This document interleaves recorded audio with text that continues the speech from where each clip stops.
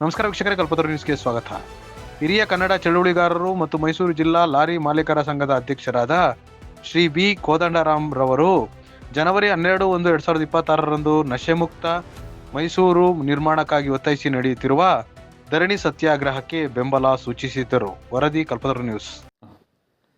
B Kodandarama, Mysuru ಜಿಲ್ಲಾ lorry ಮಾಲೀಕರ ಸಂಘದ ಅಧ್ಯಕ್ಷರು ಮತ್ತು ಮರ್ಚೆಂಟ್ ಬ್ಯಾಂಕ್ ಕೋಆಪರೇಟಿವ್ ಬ್ಯಾಂಕ್ನ ನಿರ್ದೇಶಕರು, ಮಾಜಿ ಅಧ್ಯಕ್ಷರು, ಮತ್ತು ಫೆಡರೇಷನ್ ಆಫ್ ಕರ್ನಾಟಕ ಸಹಕಾರ ಪಟ್ಟಣ ಬ್ಯಾಂಕ್ಗೆ ಮಾಜಿ ನಿರ್ದೇಶಕ. ಏಕೆಂದರೆ ಈಗ 1 ತಿಂಗಳಾಯಿತು ನಾನು ಪೀರಿಯಡ್ ಮುಗ್ತಿದ್ದೇನೆ. ಈ ರೀತಿಯಲ್ಲಿ ಕೆಲಸ ಮಾಡ್ಕೊಂಡ್ಬಂದಿದ್ದೀನಿ ಜನಸೇವೆನ.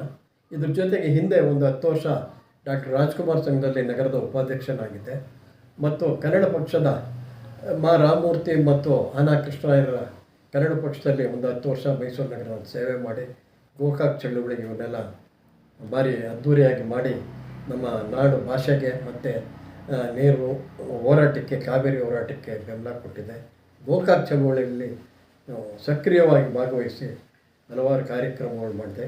ಈಗ ಈ ಕಾರ್ಯಕ್ರಮ ನಮ್ಮ ಇವರು ಮಾಡ್ತಿದ್ದಾರೆ, ತೇಜಸ್ ಅವರು, ನಿಜವಾಗ್ಲೂ ಬರೀ ಸಂತೋಷ. ಏಕೆಂದರೆ ಈ ದೇಶ ಎಲ್ಲ ರೀತಿಯಲ್ಲೂ ಕೆಟ್ಟದಾಗ್ತಿರೋದು. ಯಾಕೆಂದರೆ ನಾವೆಲ್ಲ ದೂರವಾಣಿ ಮತ್ತು ಇದರಲ್ಲಿ ದೂರದರ್ಶನದಲ್ಲಿ ನೋಡ್ತಿದ್ದೀವಿ, ದಿನ ಬೆಳಗಾರ ಪೇಪರಲ್ಲಿ ನೋಡ್ತಿದ್ವಿ.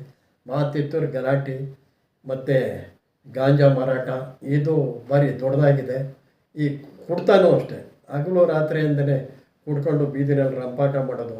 ಯಾವುದಾದ್ರು ಒಂದು ಸಂಘ ಸಂಸ್ಥೆಗಳು ಹೋರಾಟ ಅಂದರೆ ಅದರಲ್ಲೂ, ಮತ್ತು ದೇವಸ್ಥಾನಗಳ ಹೋರಾಟ ಅಂದರೆ ಅದರಲ್ಲೂ ಮುಂಚೂಣಿಯಾಗಿ ಕುಡುಕರೇ ಇರ್ತಾರೆ. ಇದು ತಪ್ಪಬೇಕು. ಯಾಕಂದರೆ ನಮ್ಮ ಒಂದು ಕಾರ್ಯಕ್ರಮಗಳಲ್ಲಿ ದೇವರು ಮತ್ತು ಇದು ದಿಂಡ್ರು ಅಂದರೆ ಎಷ್ಟು ಹಿಂದೆ ಭಕ್ತಿ ಇತ್ತು, ಆ ಭಕ್ತಿ ಹೋಗ್ತಾ ಇದೆ. ಇದರಿಂದ ಭಾರಿ ಕೆಟ್ಟ ಚಟಗಳಿವು. ಉದಾಹರಣೆಗೆ ನಾನೇ ಹೇಳ್ತೀನಿ, ನನಗೆ ಈಗ 78 ವರ್ಷ.